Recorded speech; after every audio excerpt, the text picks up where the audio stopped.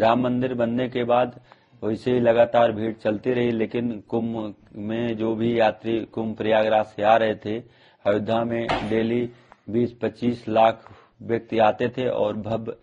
दर्शन करते थे और सफल जो है सबका आयोजन हुआ और सबका अच्छे से सुरक्षा व्यवस्था की गई। विरोधियों के मुंह पे तमाचा है, क्योंकि जो है वो चाह ही रहे थे कि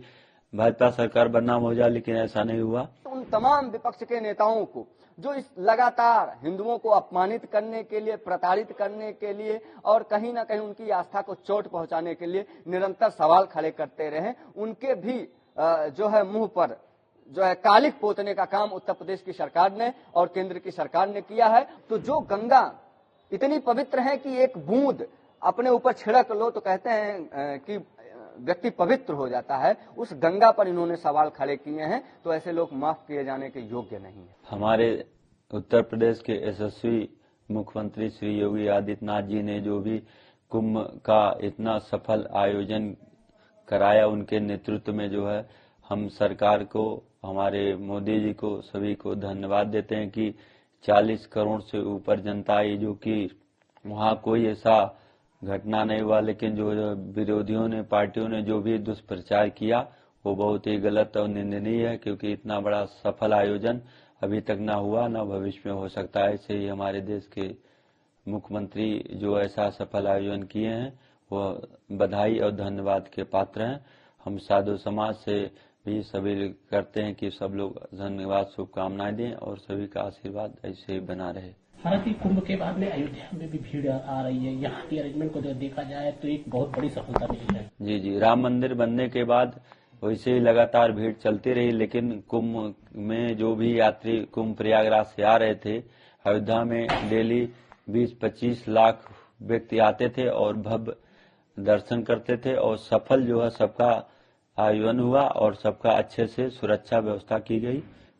मुख्यमंत्री जी को हम लोग धन्यवाद देते हैं, ऐसे ही उनका सफल आयोजन कराएं और हमारे देश का नेतृत्व ऐसे ही सफल करते रहें। विरोधियों को ये तमाचा है, विरोधियों के मुंह पे तमाचा है, क्योंकि जो है वो चाह ही रहे थे कि भाजपा सरकार बदनाम हो जाए, लेकिन ऐसा नहीं हुआ।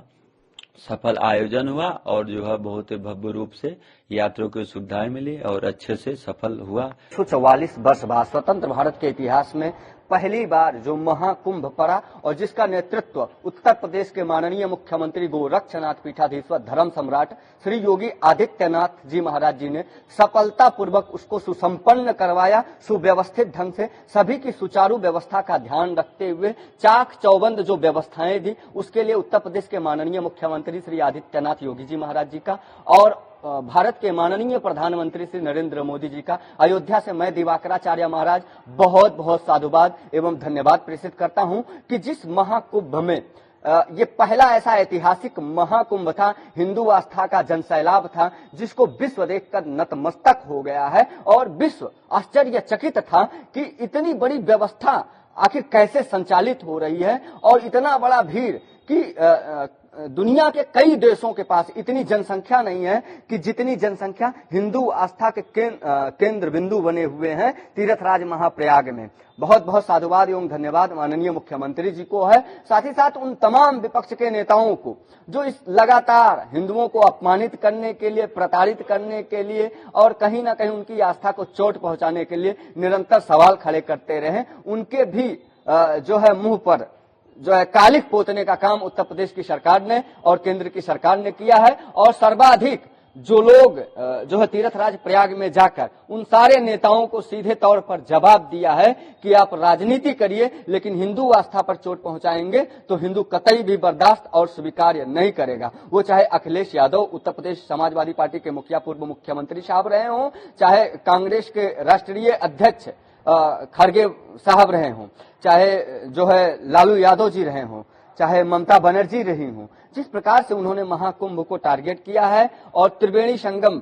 गंगा यमुना सरस्वती पर प्रश्न किए हैं, हिंदू आस्था को चोट पहुंचाया है, हिंदू इसके लिए उन्हें कतई भी माफ नहीं करेगा। ऐसे लोगों को चाहिए कि वो जल्द ही धर्मांतरण कर लें अपना। ऐसे लोग हिंदू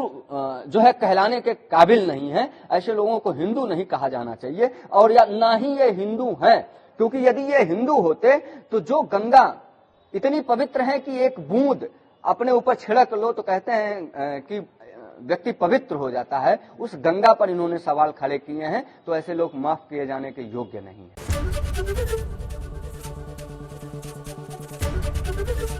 एबीपी गंगा, खबर आपकी, जुबान आपकी।